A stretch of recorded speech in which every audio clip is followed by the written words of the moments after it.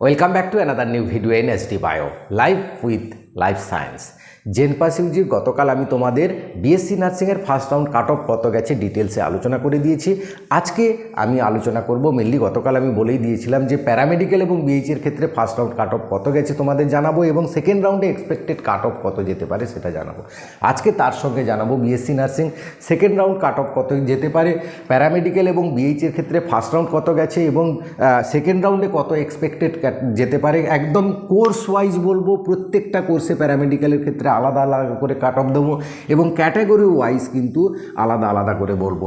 বিএইচের ক্ষেত্রে অনেকেই তোমরা কিন্তু তথ্য নেই, কারণ তোমরা কমেন্ট করে জানাওনি আমাকে, যার ফলে বিএইচের ক্ষেত্রে তথ্যগুলো কালেকশন করতে একটু অসুবিধা হয়েছে। প্যারামেডিক্যালের ক্ষেত্রে ক্যাটাগরি ওয়াইজ করা যে কী ডিফিকাল্ট তুমি বোঝাতে পারবো না। কালকে আমার সারাদিন চলে গেছে, তবু ছুটি ছিল বলে স্কুল, সেটা করতে সম্ভব হয়েছে। তো এর জন্য একটা অবশ্যই লাইক ডিমান্ড করে।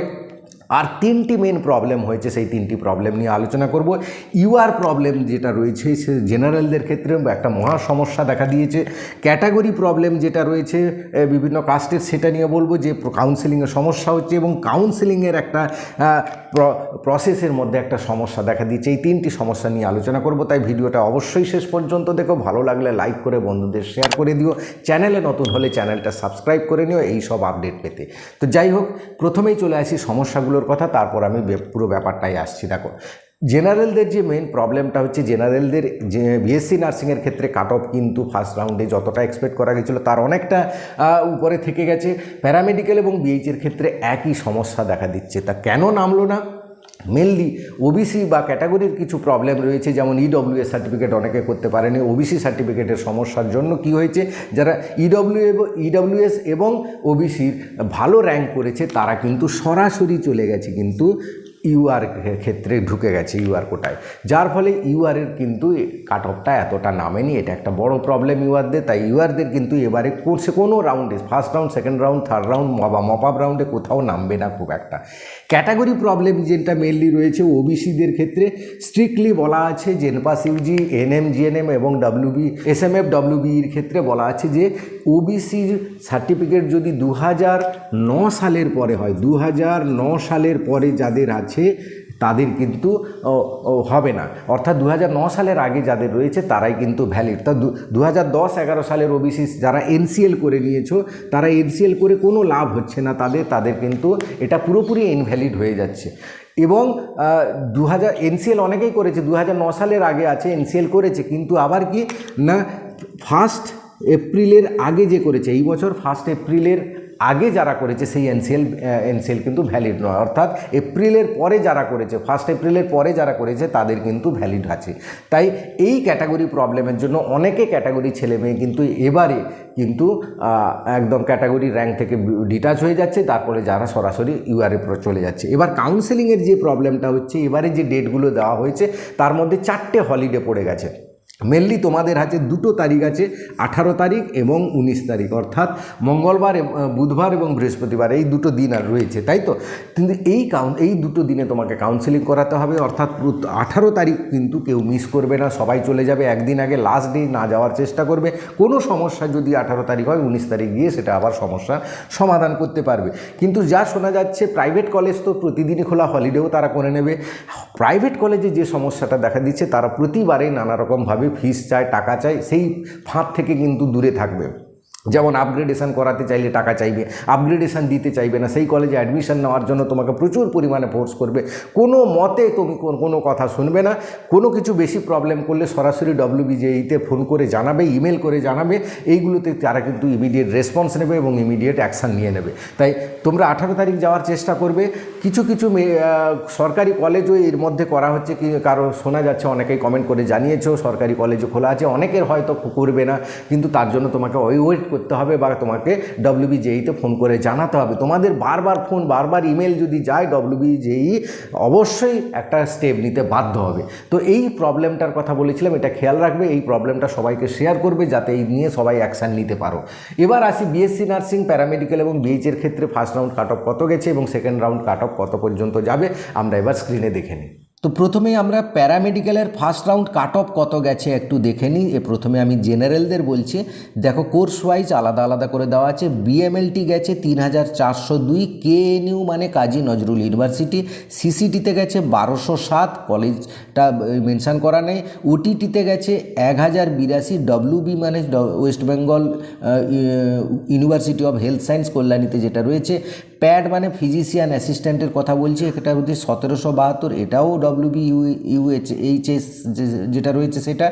বিবিএসও মানে যেটাকে অপটোমেট্রি বলা হয়, এটাতে গেছে 5388, এটাও কাজী নজরুল ইউনিভার্সিটি। দেখো কাজী নজরুল ইউনিভার্সিটি হচ্ছে এগুলো যাকে বলা হচ্ছে একটা গভর্নমেন্ট আন্ডারটেকিং ইউনিভার্সিটি, এটা কিন্তু প্রাইভেট কলেজ নয়, গভর্নমেন্ট কলেজ, কিন্তু এর ফিসটা একটু বেশি আছে। বিপিটি মানে ফিজিওথেরাপির কথা বলা হচ্ছে, মাত্র 793 গেছে। বিএমসি মানে বর্ধমান মেডিকেল কলেজ। এবার দেখো ফার্স্ট রাউন্ডে ইডব্লিউএস কেমন কাট অফ গেছে একটু দেখে নিই আমরা। বিএমএলটি গেছে 5679, কে কাজী নজরুল ইউনিভার্সিটি।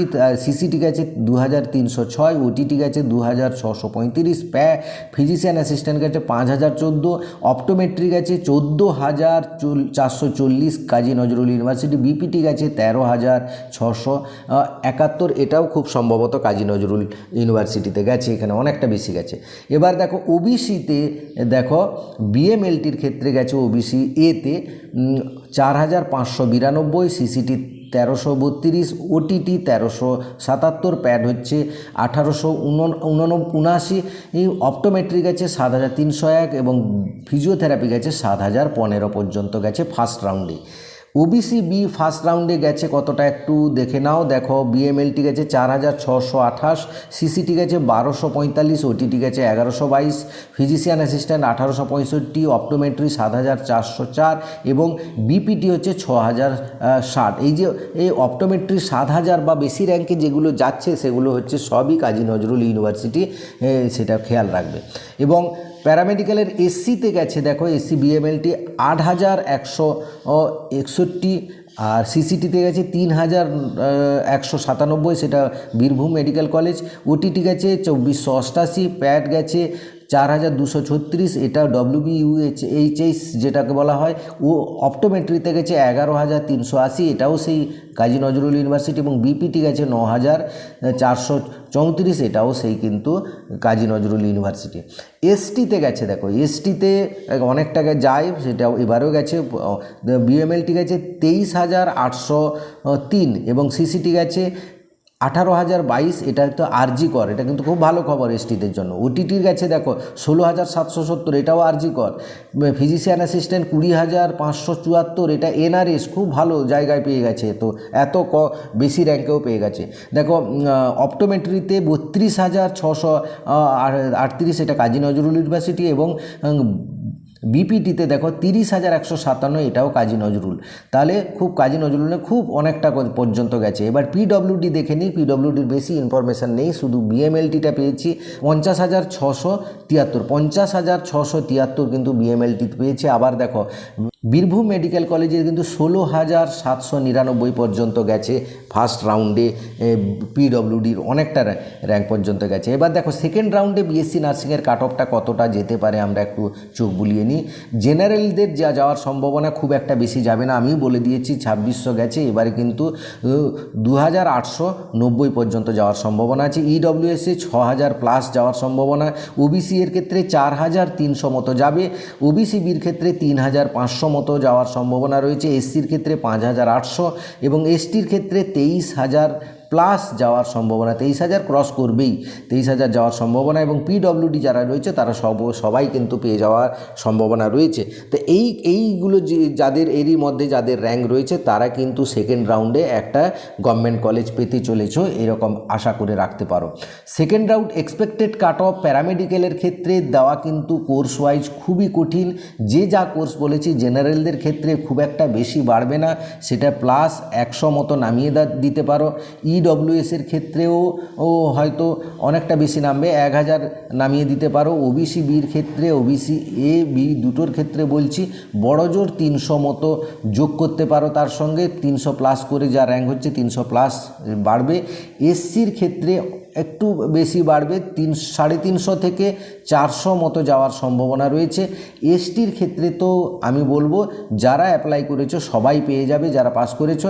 পিডব্লিউডির ক্ষেত্রেও কিন্তু সবাই পেয়ে যাওয়ার একটা বড় সম্ভাবনা রয়েছে। হ্যাঁ, তো প্যারামেডিক্যালের second round expected cut off যেটা বললাম, যে র্যাঙ্কগুলো বললাম সেগুলো যারা করেছো সেগুলোর মধ্যে সেকেন্ড রাউন্ডে একটা কলেজ পেয়ে যাওয়ার সম্ভাবনা রয়েছে। এবার বিএইচ এটা দেখে নিই। এবার দেখো বিএইচের ক্ষেত্রে প্যারামেডিক্যালের যে ফার্স্ট রাউন্ড কাট অফ গেছে, এটা হচ্ছে ফার্স্ট রাউন্ড কাট অফটা আমি দিয়েছি, এটা first round cut off, second রাউন্ডটা বলছি।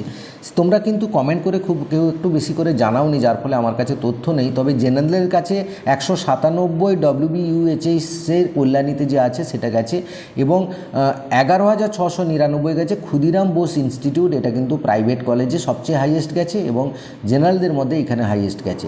এবার যেহেতু তথ্য নেই তাই সেকেন্ড রাউন্ড কাট অফ এক্সপেক্টেডটা খুব একটা বলা যাচ্ছে না, তবু আমি বলার চেষ্টা করছি জেনারেলদের মধ্যে বড়জোর 200 থেকে 200 পর্যন্ত, 200 তো যাবেই, 200-250 মতো যাওয়ার সম্ভাবনা রয়েছে সেকেন্ড রাউন্ডে। এবং ওবিসি বির ক্ষেত্রে 500 পর্যন্ত যাওয়ার সম্ভাবনা রয়েছে ফার্স্ট রাউন্ডে, এবং ওবিসি এর ক্ষেত্রেও সেই 550 মতো যাওয়ার সম্ভাবনা রয়েছে। এসসির ক্ষেত্রে ধরে রাখি 1600 পর্যন্ত যাওয়ার সম্ভাবনা রয়েছে। এসটির ক্ষেত্রে 5000 পর্যন্ত সেকেন্ড রাউন্ডে যাবে, এবং ইডব্লিউএসের ক্ষেত্রে 700 মতো যাওয়ার সম্ভাবনা রয়েছে। হ্যাঁ, এরকম একটা সম্ভাবনা রয়েছে। আর পিডব্লিউডি এবং এসটি কিন্তু বলে রাখি মপ আপ রাউন্ড পর্যন্ত প্রায় সবাই যারা করেছো পেয়ে যাওয়ার একটা সম্ভাবনা রয়েছে প্যারামেডিক্যালের ক্ষেত্রে। তাই এই ছিল আজকের ভিডিওটা অবশ্যই লাইক করে বন্ধুদের শেয়ার করে দেবে। Thank you for watching.